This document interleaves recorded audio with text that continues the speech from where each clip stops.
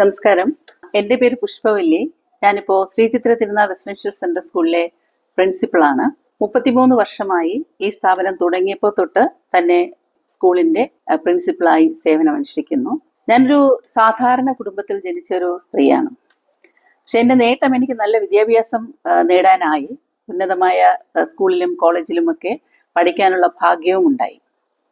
എൻ്റെ ചെറുപ്പകാലത്ത് ഒരുപാട് സാമ്പത്തിക ബുദ്ധിമുട്ടുകൾ എൻ്റെ കുടുംബത്തിലും എനിക്കും നേരിടേണ്ടി വന്നിട്ടുണ്ട്. അതുകൊണ്ട് തന്നെ ഞാൻ വളർന്നു വരികയും വിദ്യാഭ്യാസം നേടുന്ന ഘട്ടത്തിലാകട്ടെ, ഈ സ്ഥാപനം തുടങ്ങി അതുപോലെ ഈ സ്ഥാപനം നടത്തിയിരിക്കുന്ന ഘട്ടത്തിലാകട്ടെ, സാമ്പത്തിക പ്രതിസന്ധികൾ എന്നെ ഒരു പാഠം പഠിപ്പിച്ചിട്ടുണ്ട്. സാമ്പത്തികമായ ഒരു അച്ചടക്കം ഉണ്ടാകുക എന്നുള്ളത് വളരെയധികം പ്രാധാന്യമാണ്. അത് മുതിർന്നതിന് ശേഷം മനസ്സിലാക്കുകയല്ല, ചെറുപ്പകാലങ്ങളിലെ അത് ശീലിച്ചാൽ നമുക്ക് എന്തായാലും ജീവിതത്തിൽ അല്ലെങ്കിൽ സ്ഥാനമാനങ്ങളിൽ പുരോഗതി ഉണ്ടാകും.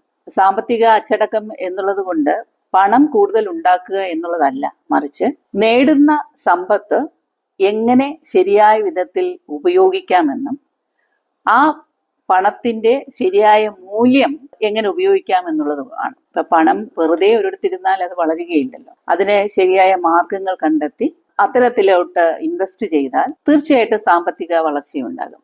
കാരണം എല്ലാത്തിന്റെ അടിസ്ഥാനം സമ്പത്താണ്. ഒരു ബിസിനസ് തുടങ്ങുമ്പോഴാകട്ടെ അല്ലെങ്കിൽ പഠനത്തിനാകട്ടെ, നമുക്ക് മറ്റൊരാളെയെങ്കിലും സഹായിക്കണമെങ്കിലാകട്ടെ, സാമ്പത്തിക ഭദ്രത അത്യാവശ്യമാണ്. എനിക്ക് തോന്നുന്നു ഇത്തരത്തിലുള്ള ഒരു ചിന്തയൊക്കെ ആയിരിക്കണം സ്വന്തമായി തന്നെ ഇത്തരത്തിൽ ഒരു സ്ഥാപനം തുടങ്ങാനും. അന്ന് വളരെ ചെറിയ നിലയിൽ തുടങ്ങിയ സ്ഥാപനമാണ്. ഈ സ്ഥാപനം ആദ്യം തുടങ്ങിയത് തന്നെ വാടക കെട്ടിടത്തിലാണ്. പക്ഷെ ഇന്ന് വളരെയധികം വിപുലീകരിച്ച് ധാരാളം സ്ഥലവും എല്ലാ ഇൻഫ്രാസ്ട്രക്ചർ ഫെസിലിറ്റിയും ഉള്ള ഒരു സ്ഥാപനമായിട്ട് വളർന്നു.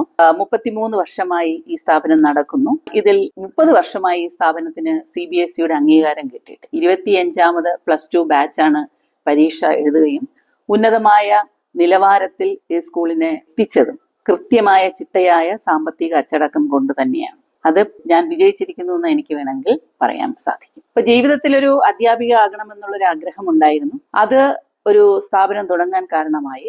ഒരുപാട് അധ്യാപികമാരെ വേണ്ട ട്രെയിനിങ് കൊടുക്കാനും, എന്റെ സ്കൂളിൽ മാത്രമല്ല പുറത്തുള്ള സ്കൂളുകളിലും അധ്യാപകർക്ക് ട്രെയിനിങ് കൊടുക്കുന്നുണ്ട്. വിദ്യാഭ്യാസത്തിന്റെ മാറ്റങ്ങൾക്കനുസരിച്ച് അധ്യാപകരെ വളർത്തിയെടുക്കാനും അതുപോലെ അതേ മാറ്റങ്ങൾക്ക് അനുസരിച്ച് കുട്ടികളെ അവരുടെ ഭാവി ശോഭനമാക്കുന്ന വിധത്തിൽ പഠിപ്പിച്ചെടുക്കാനും എനിക്ക് സാധിച്ചിട്ടുണ്ട്. അതിൽ ഞാൻ സന്തോഷവതിയാണ്.